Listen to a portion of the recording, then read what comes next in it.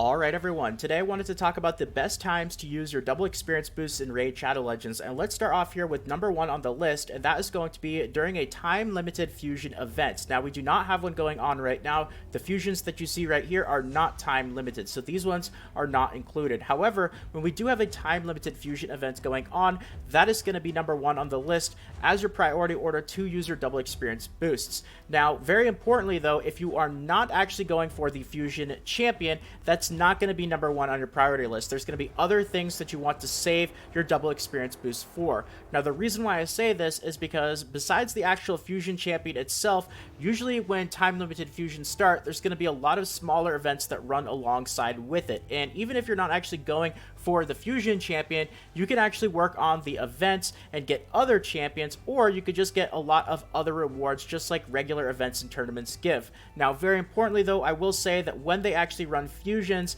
generally the events and tournaments don't offer as many good rewards as when there is not fusions going on, and the reason is because they have to compensate by actually giving the fusion champions as rewards for the events and tournaments themselves. So because of that, they take away from the other rewards. So that's going to be number 1 right there. Now let's move on to number 2. And this is actually something that we do indeed have going on right now, and that is with the champion training events. These ones right here. This is a great time to use your double experience boost because you need to get a lot of points in a certain period of time, and a lot of the really good rewards are not all the way until the very end. So it's absolutely tragic if you spend a whole bunch of resources leveling up a bunch of champions and kind of getting, halfway through, almost like what I'm doing right here. I'm not sure if I'm going to grind this a little bit more later, but you really want to go for those rewards at the end and not find yourself in a situation where you've only gotten this stuff at the beginning. And using a double experience boost with a time limited event like this is going to allow you to get more levels from your champions from the energy that you use and help you get those rewards. Now, very importantly is the actual points for champion training events. It ranges greatly. Like, this one is crazy. 25,000 points is definitely a very, very grindy champion training event. Some of them are quite a bit lower. I think the low ones now are around 6,000 points, 8,000 points, something like that. They usually last for 3 or 4 days, so just kind of keep that in the back of your head. They usually roll around pretty often, every couple of weeks or so, and having at least a few experience boosts saved up for when these champion training events roll around is definitely not a bad idea. So that's number 2. Now moving on to number 3 is actually very similar, but instead of the champion training events, it's the champion training tournaments, and we do not have one of these going on right now. However, it's going to be structured very similar to the champion training events. Once again, the amount of points that you need, it could vary. They will also run these as well when there is fusions going on, so a lot of the times with the list like this, you can find yourself in times where you're going to be able to knock out two stones with one bird. 2 birds with 1 stone. There we go. You get what I'm talking about, though. The thing as well about the champion training tournaments, though, is keep an eye on your actual leaderboard. Very importantly, the reason why I say that is because sometimes they'll have really good rewards here, and maybe you'll be placed in a bracket with not many competitive people, but it varies. Tournaments have been absolutely crazy lately. Some of them have been decent, some of them have been absolutely awful, and this is going to be one of those things that you kind of have to play it by ear, but not a bad opportunity to save your double experience boost for. So that's number 3 right there. Now moving on to number 4 is actually going back to the events. And this one might be a little bit surprising for you guys, but it's actually the Dungeon Divers event. Now, the reason why this is in the list to use your double experience boost is even though it's a Dungeon Divers event, you will actually end up getting points for Dungeon Divers for any artifacts that you get. Now, of course, that includes artifacts that you end up getting in the regular dungeons here: Ice Golem, Dragon, Fire Knights, and Spider, but it also includes the artifacts that you end up getting from the campaign. Even though they are commons and they are not generally as good or valuable as the artifacts that you get from dungeons, they still do give you credit for the artifact enhancement events. So, it's a great way to work on that while also training your champions. And while you're training your champions, of course, you want to make sure that when you're doing something really grindy like that, and it's going to take a lot of points, very similar to champion training, you're getting as much efficiency for your experience with the energy that you use as possible. So that's going to end up being number 4 on the list. Now moving on to number 5, we're actually going back to fusion events here. This is a priority order, so keep in mind that everything that is set up until this point I consider to be more important than where we're at in the list right now. But we're going back to fusion events, except this time it's fusion events if you're not actually going for the specific fusion champion itself. And once again, it's not the only thing that you can get as rewards for these fusion events. It's usually going to come with other champions. Maybe some of the other champions are good, and in some cases they might even be better than the actual fusion champion itself. But also, you know, you can end up picking up some of the rewards from the events. This is the point where I would be a little bit careful though. If you don't really have a lot of double experience boosts saved up, and you have a really crazy like champion training event just like this, 25,000 points, this is pretty typical for when the fusions come out. You know, keep an eye on the rewards. A lot of the times they will not be that good, and you really have to think to yourself, with the amount of double experience boosts I have, the amount of energy that I have, is it really going to be worth going for this one if I'm not actually going for the fusion champion? And that question is going to be a little bit different for everyone watching this video here. So that is going to be number 5 on the list. Now, number 6 on the list is just any time in the game where you have a lot of energy saved up. And the reason why is when you have a lot of energy saved up, you're going to be above the maximum energy. And whenever you're above the maximum energy, that means that you're not regenerating your energy naturally every 3 minutes. Now, this is an unavoidable situation, especially when you're earlier on in the game, because you're just going to be getting account levels so quickly, and each account level is going to automatically give you maximum energy, and it can put you over the top here. It's still really important because the double experience boosts are on a timer, 1 day or 3 day, and when you actually activate them, you want to try to get as much grinding done as efficiently as you can.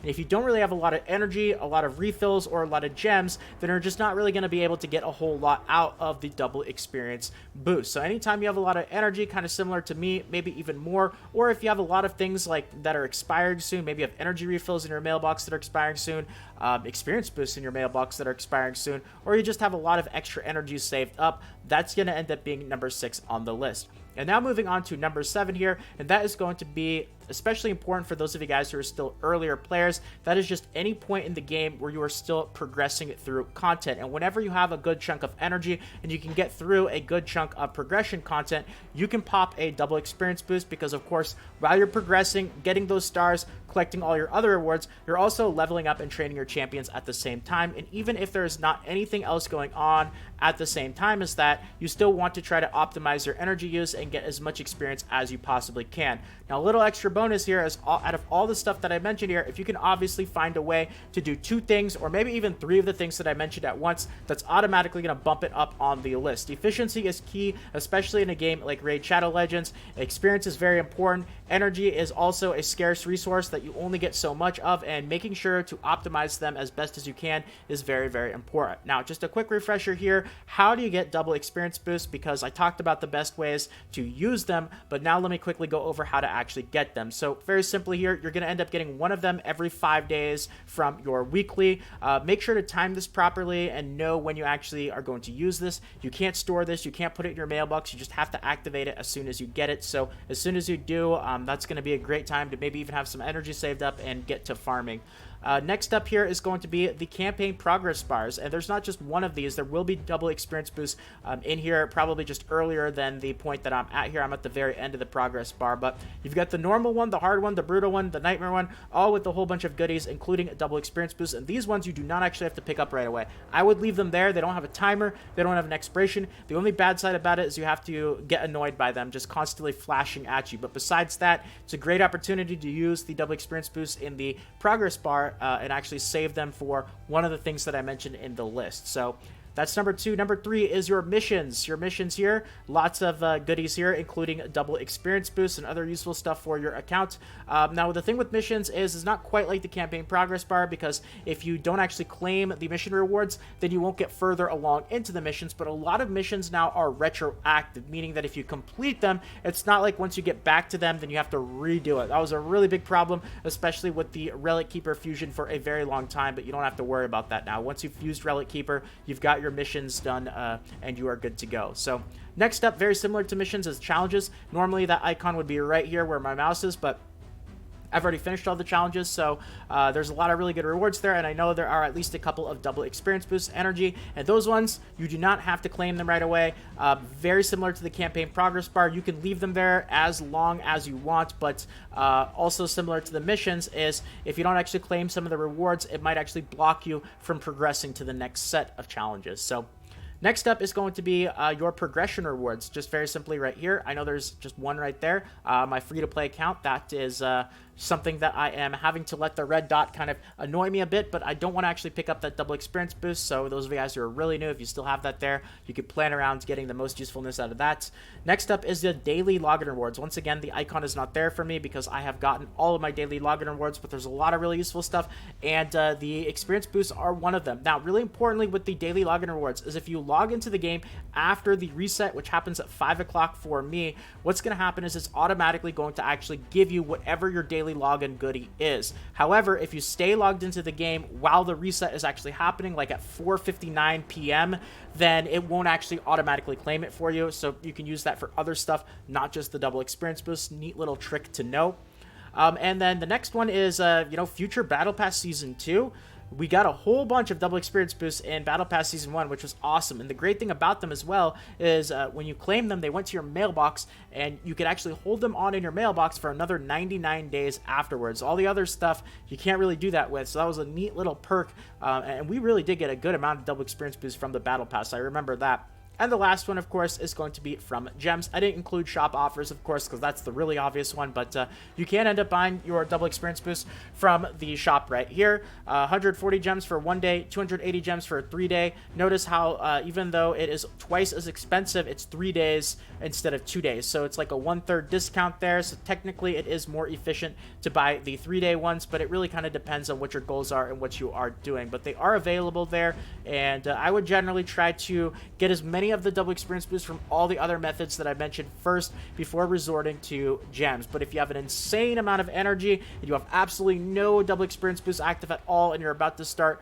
a ton of farming, then you absolutely want to make sure that you have one active at least somehow. So anyway, I threw a lot of information at you guys in the video today. I am hoping that you guys enjoyed, and if you did and you want more videos like this in the future, consider subscribing to the channel. Feel free to leave a quick like as well. It means more than you can imagine, so a huge thank you to all of you guys who decided to take the quick second or so to leave a like. And more Raid Shadow Legends videos, guides, tutorials, all that fun stuff should be popping up on the screen right about now, or they may be in the suggested videos to your right or below. You can find plenty of guides, tutorials, and videos like this on the channel, so feel free to check them out. But that's going to be about it for the video. So once again, have a great day, everyone. Take care, and until next time, this is Salt of the Salty Guild, signing out.